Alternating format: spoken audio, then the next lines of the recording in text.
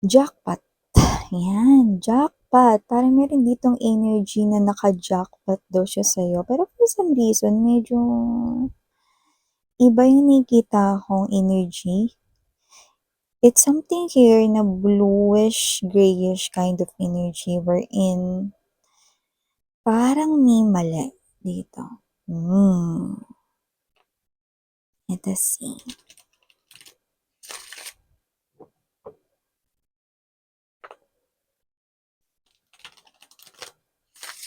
Alamin natin yan.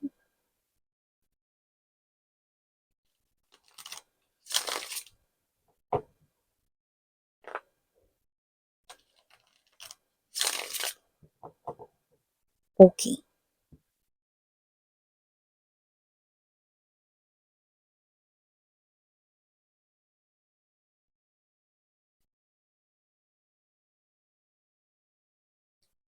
Hmm, okay.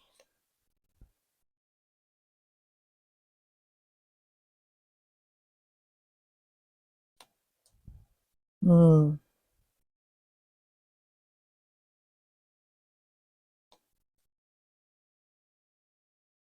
Hmm. Sabi ni,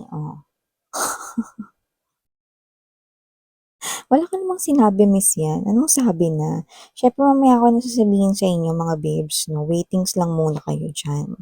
Ilatag na muna natin lahat ng mga energies dito sa ating table, okay? Para makuha tayo ng iba pang makasagap ng iba pang mga informations. Ayun, oh, 'di ba? Sinisi ka pa dito. Okay.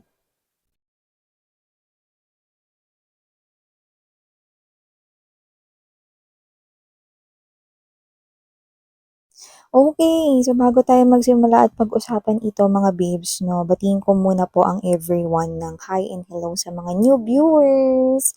Welcome! Tuloy po kayo. At sa mga returning subscribers, thank you po sa inyong walang sawang support and warm love for me. So, kung hindi nyo pa knows, meron pa po tayong isa pang channel. Ang link po niyan is nasa ating description box.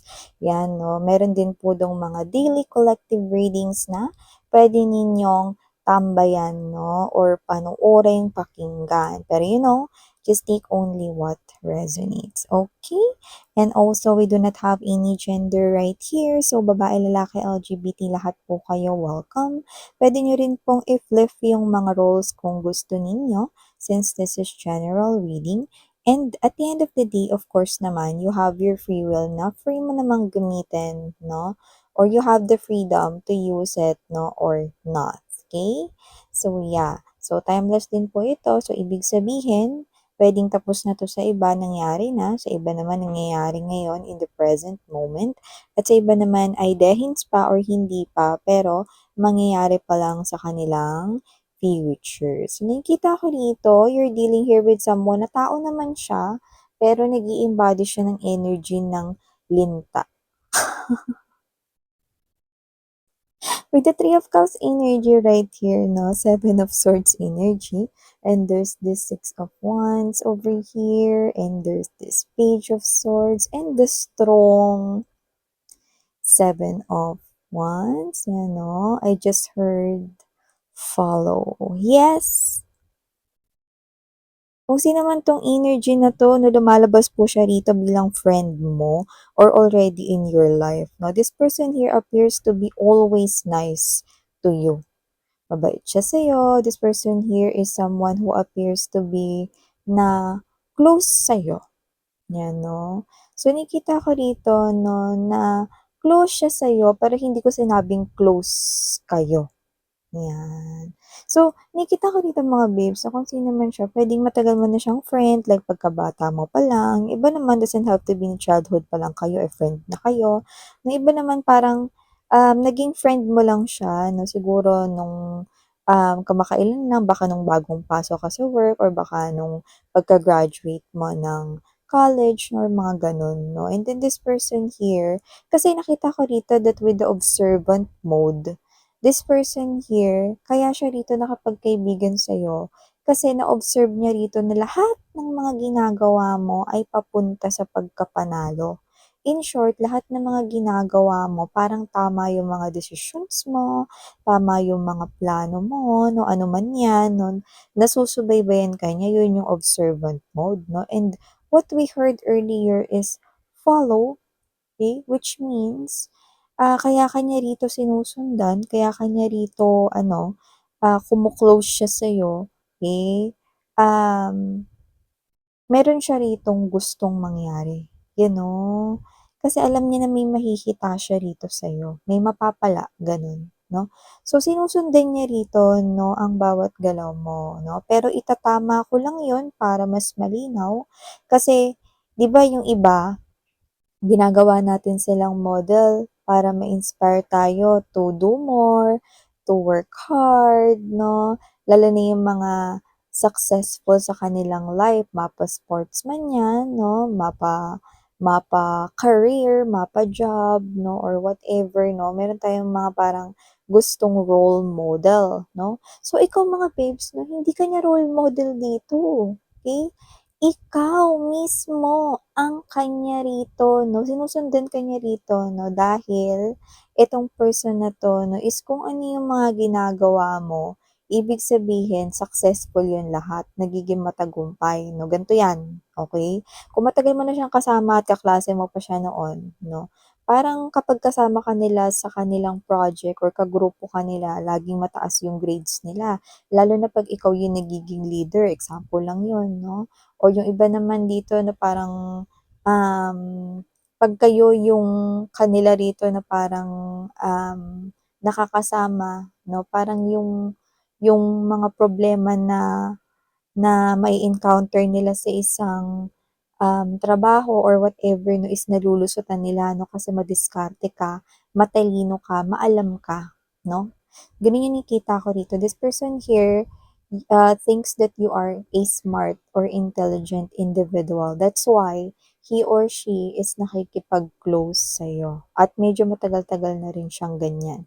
Pero meron siyang ini-embodies dito 'no, na Seven of Swords energy, huwag kakalimutan 'no. This person here is hiding this mask. Meron siya ritong hidden agenda, gano'n. Kaya ka niya rito sinusundan kasi lahat ng ginagawa mo tama, okey? So, lahat rito mga babes 'no, ng mga ginagawa mo ay gusto niya rin para sa sarili niya. Anong tawag dun? Inggit 'no, capital I-N-G, G-I-T, 'yan 'no, inggit, 'di ba? So, kung sino man 'tong energy na 'to 'no, iba yung role model, okey, sa gusto 'no, na tawag nito, kunin kunin mismo yung mga bagay na napagtagumpayan mo. Naintindihan mo ba mga babes? Ibig sabihin 'no, dahil ang gaganda ng mga bagay na nakukuha mo 'no, dahil may success doon, gusto niya rin yun, yung eksaktong gano'n 'no, kasi lagi ka daw nananalo, eh, oh. Six of Wands energy. Lagi kang nagtatagumpay sa lahat ng ginagawa mo, 'yan oh. Kaya gusto ka niya maging friend, 'no? Pero yung totoo may inggit siya sa'yo and paminsan-minsan lumalabas yung pagkamaldita niya rito, 'no? Pero alam mo yung parang binabawi niya rin agad, 'no? Kunwari ganito, okey, maganda yung naisip mo na plano, 'yan, 'no? So, parang siya 'to na, "Uy, sabihin mo pa nga sa'kin yung tungkol dun sa plano mo kasi ang ganda, eh, 'no?" Parang may gano'n siya. Then 'pag ikaw kinuwento mo naman yung iba pang mga information about your plano, lalo na kung magkagrupo kayo dito 'no, dahil nga naniniwala siya na lahat ng mga ginagawa mo ay plakado, ang gagawin niya rito 'no is alam mo yung energy na kukunin niya yung idea na ikaw naman yung may idea. Tapos ikukuwento niya yun sa inyo ritong superior or manager or sa inyong boss 'no, acting like siya yung nakaisip nun kahit hindi naman siya, ikaw naman talaga. Nakuha mo? Ganun yun, ganun siya rito ka-traidor, 'di ba? Ganun yung nakikita ko rito.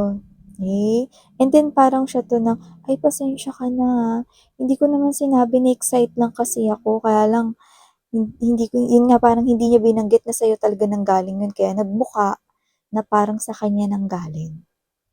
Nakuha niyo mga babes, ganyan siya 'no, pailalim siya rito 'no, kung makagawa ng mga dirty moves. So, nakikita ko siyang ganyan, 'yan. So, ganyan na siya noon pa, yung iba sa inyo nung nag-aaral pa kayo ganyan na siya 'no, hanggang ngayon sa nagkatrabaho na kayo. So, nakikita ko rito 'no, na parang, kung nasaan ka nandun din siya kaya nga sabi ko sa inyo para siyang lintado ito, eh, 'yan 'no. Lahat na lang 'no, mapa, gamit, pati yung gusto ninyong bagay 'no, pumapareha siya rito 'no. Puwedeng binibili niya rin yung same item 'no, pero different color, pero minsan yung eksaktong yun talaga, 'yan 'no.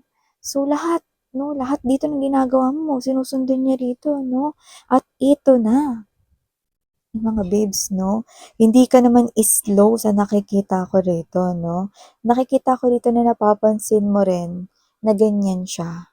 Eh, so ikaw ito na hindi lahat ikinikwento mo sa kanya, 'yan 'no. At ikaw hindi ka rin naman perfect. May mga bagay ka rin na hindi nagagawa ng perfect 'no. May mga areas ka rin ng buhay mo 'no na hindi perfect 'no, and alam naman natin 'yun lahat 'no, kasi bawat isa sa'tin 'no ay human being 'no. So, nakikita ko rito na pagdating sa love life 'no, is love is blind, yung nakita ko rito. So, possible na yung, ka-connect mo in a love connection or in love relationship right here, eh, oo, hindi perfect yung pagsasama ninyo, pero nakikita ko rito na toxic siya na energy. Okay? Bagay na hindi mo kinikwento sa ibang tao, pati dito sa lumalabas na false friend mo or fake friend mo rito, no? So, ang nakikita nitong, ah, fake friend mo na ito, no, na may wini-wear na mask sa kanya rito, no, na napakikitungo sa'yo na may maskara siya, 'no, akala niya you are in a very wonderful relationship, like perfect, 'yan 'no, akala niya perfect yung relationship mo kasi, lahat ng ginagawa nito ni Collective matagumpay, kaya ko siya sinusundan. Kasi alam ko na 'pag sinundan ko siya tama yung ginagawa ko, 'yan. So pati ba naman dito, Diyos mio. Pati ba naman dito sa person mo gusto rin niya 'tong kunin kasi nga yung nakikita niya, okey, ay gentleman itong tao na 'to, mapagmahal ito sa'yo 'no, very loving energy, kumbaga parang, um magandang pick 'no, ng right person to be in a relationship with 'no. Like, ito yung tamang tao na dapat maka-in relationship ng kahit sino. Gano'n yung nakikita nitong person na 'to 'no, kasi ikaw ito na parang you just wanted to keep to yourself 'no, kung ano man yung problema mo sa relationship 'no, hindi mo yun sinasabi sa iba 'no. Maybe because yung iba sa inyo nahihiya 'no or yung iba ayaw lang talaga mag-share 'no, na ganyan sa relationship 'no. Pero toxic talaga yung person mo to the point na alam mo na maraming pagkukulang sa'yo yung person mo, but you keep on loving that person here 'no. So, nakikita ko rito na parang iba yung pakikitungo sa'yo ng person mo 'no, kapagka meron ka ritong kasamang mga friends or mga ibang tao, mga katrabaho 'no. So, parang you are lumalabas na nasa isang perfect relationship. So, this fake friends of yours or this fake friend, I mean, of yours 'no, thought na, "Ah, mukhang eto na yun." 'Yan 'no. Ibig sabihin mga babes na meron siya ritong plano na agawin ang person mo rito, 'yan. Kasi nga akala niya perfect. Akala niya okey yung person mo, pero hindi niya alam 'no, na yung true colors ng person mo is like this, yan oh. Five of Wands energy, devilish energy right here. So, dahil ang tingin ng friend mo is hindi ka naman pipili rito ng isang guy or ng isang woman na na hindi ka masaya sa loob ng relationship. Kaya akala niya, yan rin yung dapat niyang kunin sa'yo. No? Kailangan niya rin yan kunin sa'yo. Kaya ayaw niyang mamiss yung opportunity na yan, kaya sinasabi niya rito na ilalaban niya yan. Yan no? Yan no? Gusto niya maka-relationship yan. No? Gusto niya na siya yung maging partner ng iyong person dito. No? Pero, kayo sa loob ng relationship ninyo, alam mo na hindi na healthy yun. Kasi nagkakaroon na kayo rito ng maraming arguments and Three of Swords ito. Ibig sabihin, posibleng may iba ring kakonek ang iyong person. Yan, no? So, in short, no, this is you, no, na nag-came ka into a realization right here, no, na to let go of that person. Yan, no? So, nakikita ko rito na you do not want, okay, to create yung fix or pag-repair ng inyong connection with your person. Kasi, alam mo na hindi na to naayos. So, this is you, you're being awakened right here, no, to move on, okay, and to release your person. Okay? Kasi alam mo na, hindi na siya nakabubuti sa'yo. Okay? Pero bago yun mangyari or nangyari na yun, whatever, no? Nakita ko rito na gumagawa rito ng paraan, no?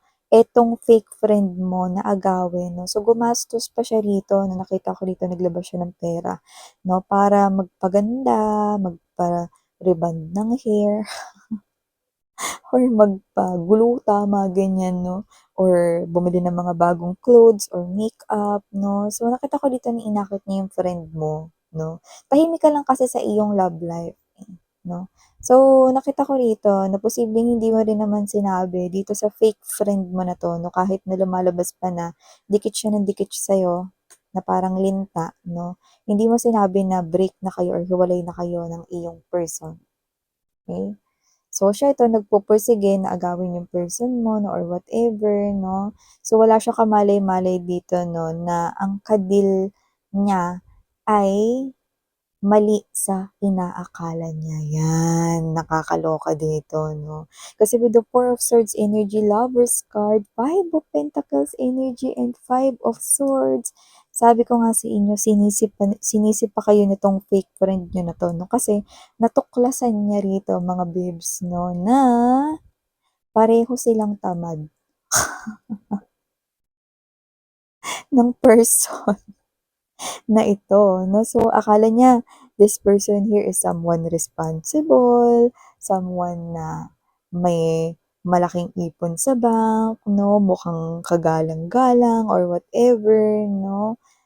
Hindi niya alam, no? Na he or she is just living sa kanyang dreamland, no?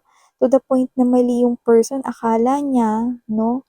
Isang diamante yung nakuha niya from you guys, no? Kundi isa pala ritong burak,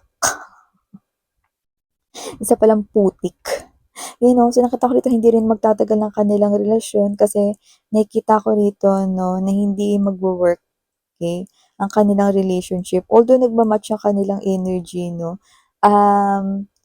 nakita kasi nitong person na ito, no, nitong fake friend mo na 'to, no, na hindi pala lahat ng desisyon mo, tama, no. So, akala niya you are inside a wonderful romantic relationship, na merong person na nagmamahal sa'yo, gumagastos para sa'yo. Nung nalaman niya yung mga katotohanan na 'to, na baliktad pala yun, no. Dahil ikaw pala talaga yung pinakagumagalaw sa relationship mo. Dito na siya naghuramentado, no, na parang gusto niya kalas agad-agad dito, no, sa person mo. No? Kasi una sa lahat, hindi naman pagmamahal kung bakit pinili niyang kumabit or pinili niyang kumunik sa person mo eh. Okay, hindi dahil sa pagmamahal yun, kundi dahil sa akala niya perfect yung guy or perfect yung woman. Kasi yun yung partner mo, nakuha mo. Pero naintindihan niya rito na mali pala yun, na parang nainis pa siya rito sa'yo na parang, gumastos pa ako, pumunta pa ako sa salon, pumunta pa ako sa parlor, ang mahal-mahal ng rebond. Tapos, ito palang lalaking 'to, naku saksakan pala ng talaga naman 'no, 'yan 'no. Para siya rito mga babes 'no, nagising sa sarili niya rito na parang, hindi pala lahat ng ginagawa mo is matagumpay, 'yan 'no. Parang nag-failed siya rito sa nakuha niya dito sa love life mo, And then ikaw 'to mga babes 'no, na parang binibigay mo pa nga 'to sa kanya, siguro sinabi niya pa 'to sa inyo 'no, lalo na kung nalaman niya no iba sa inyo nalaman niya na break kayo 'no, "Puwede bang yung person mo, akin na lang?" Yung may mga gano'n-gano'n 'no. So parang whatever the case may be, namali po siya rito. Mali po siya rito, yun yung nakita ko, ayan 'no. So in short mga babes 'no, para siya rito naging cautious 'no, na parang hindi na siya rito 'no, magiging parang, susunod na lang basta sa'yo rito 'no, nagiging maingat siya rito 'no. Tsaka nakakaloka, wala siyang sariling desisyon, wala siyang sariling diskarte. Very, very poor ang kanya ritong, decision making skills 'no. Nakaasa siya sa'yo, eh. Kaya nangyayari napapansin mo rin matalino ka, eh, napapansin mo rin na parang lahat ng mga galawan niya may bahid ng inggit, eh, gano'n, 'yan 'no. So, parang ikaw 'to na, sige go ahead," 'yan 'no. Parang ikaw 'to na parang pinamimigay mo pa, kasi alam mong basura, 'yan 'no. So, yeah, ito yung mga mensaheng nakuha ko for you guys 'no. Maraming salamat sa oras mo and muli, ako po si Yan Saranghaeyo, Love and Light. Ano